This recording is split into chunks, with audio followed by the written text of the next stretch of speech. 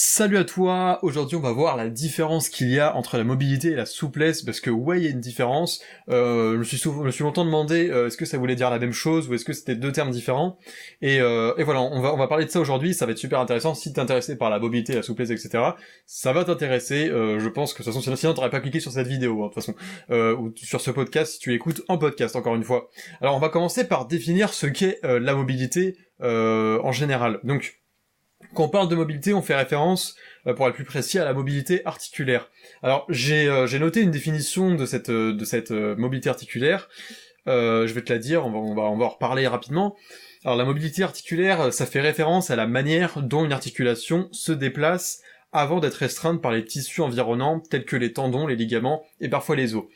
Alors voilà, donc là ça te donne un peu une idée du sujet. Alors les articulations, pour y revenir, il n'y en a pas beaucoup, hein, donc on peut vite fait les lister. Les deux plus importantes, ce sont les hanches, donc les hanches, tu sais ce que c'est, et les épaules.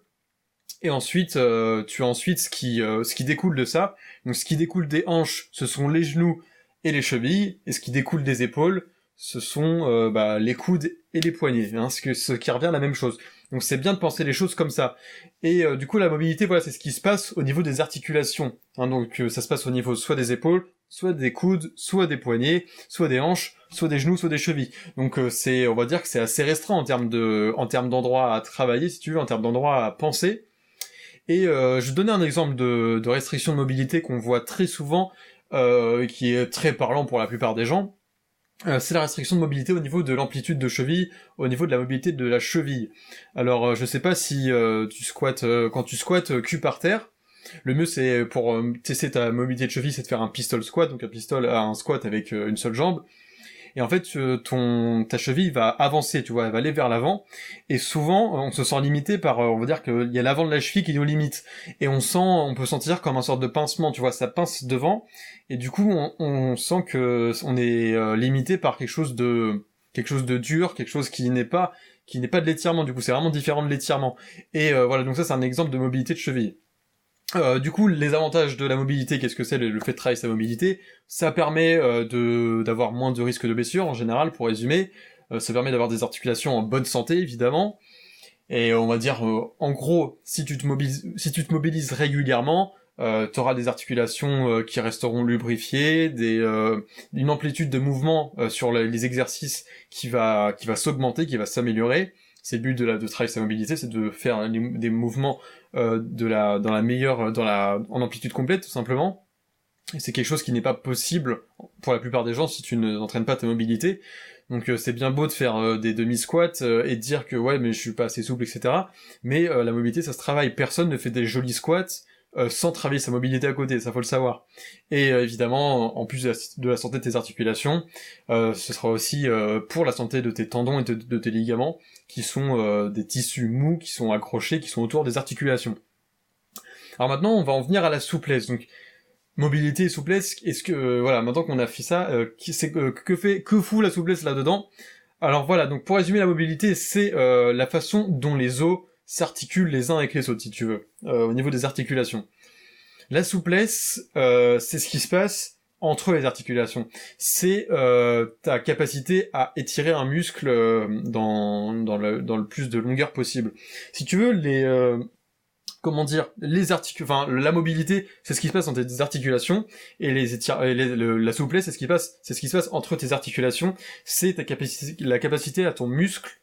Donc le muscle, c'est ce qu'il y a entre les articulations, encore une fois. Ce que je veux dire, c'est qu'entre ton coude et ton poignet, il y a les muscles de l'avant-bras, donc on a le brachioradial ici, on a les fléchisseurs de la main ici, les extenseurs ici, bref, voilà.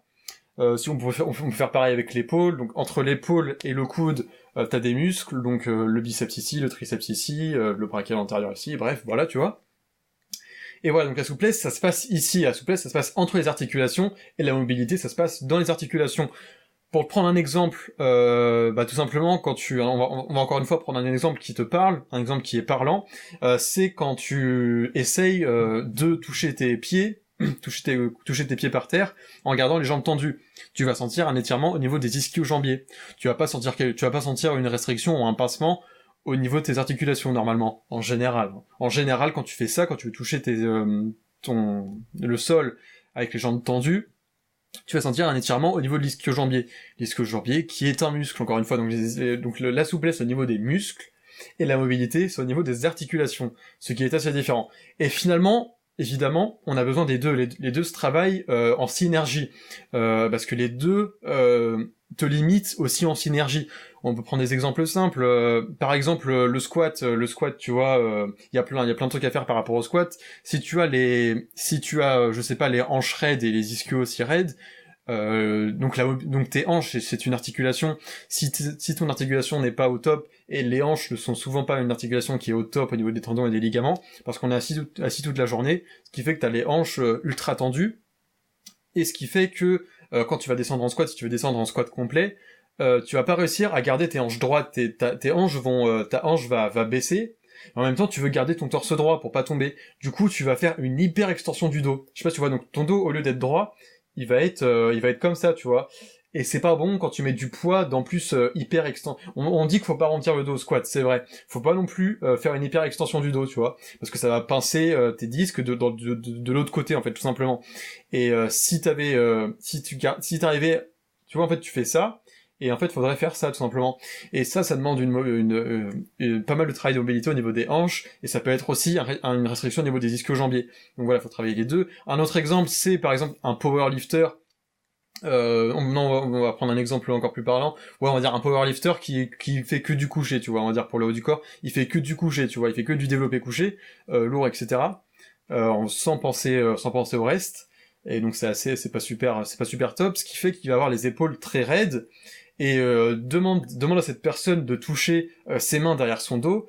Ça va être compliqué parce qu'il va manquer de mobilité d'épaule et aussi de souplesse au niveau de tout ça. Donc l'épaule, évidemment, il y a de la mobilité, il y a de la souplesse, il y a plein de choses autour de ça. Et du coup, faut travailler les deux.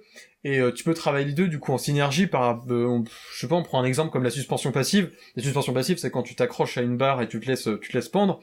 Ça étire tes dorsaux.